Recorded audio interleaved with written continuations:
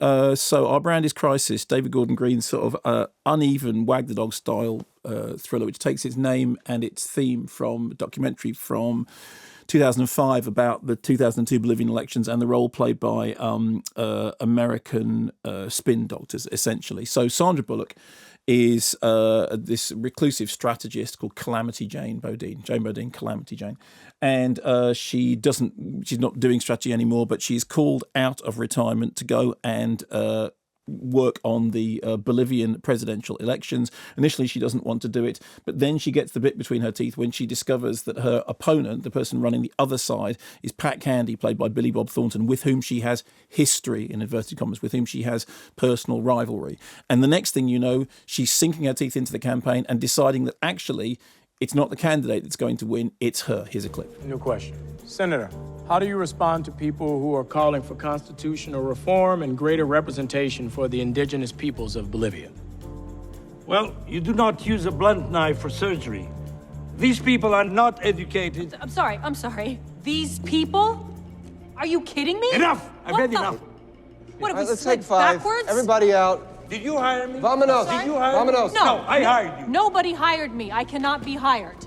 Unless you mean in the, the technical sense, and yes, I probably was hired. Let me make this clear to you. Please. I am the one in charge. Do you understand? No, see, you're not in charge. What did you just say? Maybe nobody's in charge. Maybe we're all just rolling down a hill and there's no one at the wheel. I don't know. Sir, why can you not say what you're supposed to say? Where's Because their I'm problem? not just a puppet for you to play with. Of course you are. Of course you're a puppet. We're just pawns. I do like that clip. Yeah, I know.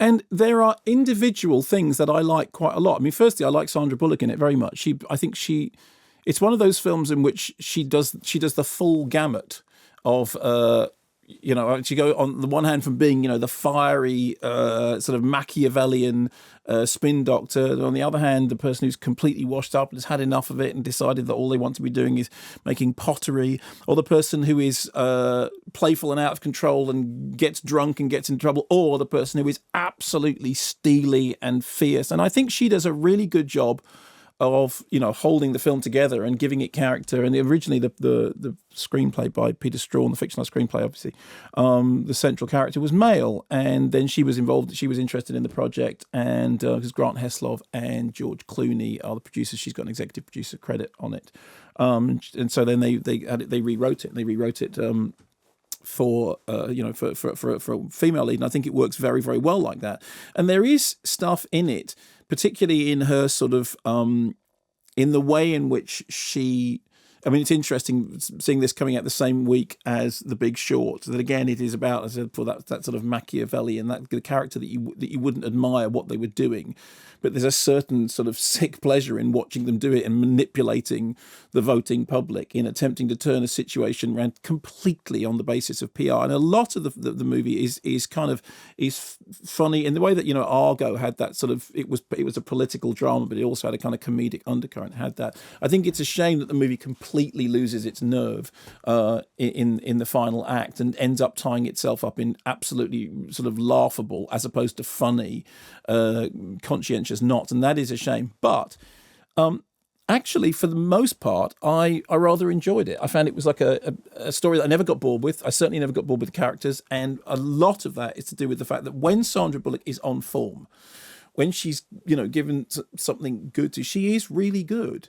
She really does bring the phrase star wattage sounds wrong, but she is somebody who can make you interested in a character, and it's not just. I mean, you remember when you were watching Gravity? So much of Gravity was basically it's her. It's all to do with her going through all these different series of emotions, and she really an awful lot of Our Brand is Crisis is doing the same thing, because the key thing of it is that what she's saying is we market crisis. This is how we sell you. We sell you on the basis of crisis. Crisis is that because people, when they're frightened, will vote for a bully. And that's sort of the central theme of it. And I think there's a certain degree of truth in that. I think it loses its way, and I think that David Gordon Green as the director does 2/3 of a good job and 1/3 of a not so great job. But there's plenty in it to enjoy. I suspect that we'll get emails from people that say they went to see it and it wasn't great, but they really enjoyed parts of it. Mayo at bbc.co.uk, and the message that Sandra Bullock was shouting there about no one's in charge, is that the The essence of the movie? Or? Yeah, the essence of the movie is, yes, it's all absolute hoodoo and balderdash. Basically, what you're doing is you're spinning something. You're just making something look like something. There is no substance. It's all to do with the way you spin it. It's all to do with whether you can get your candidate to cry on television. It's all to do with whether you take a candidate thumping somebody as an indication that they're out of control or an indication that they're strong. No one's in charge apart from the lizards pretending to be the royal family. Oh, shh! You can't say that out loud. You can't say that out loud. Why not? The lizards will hear you.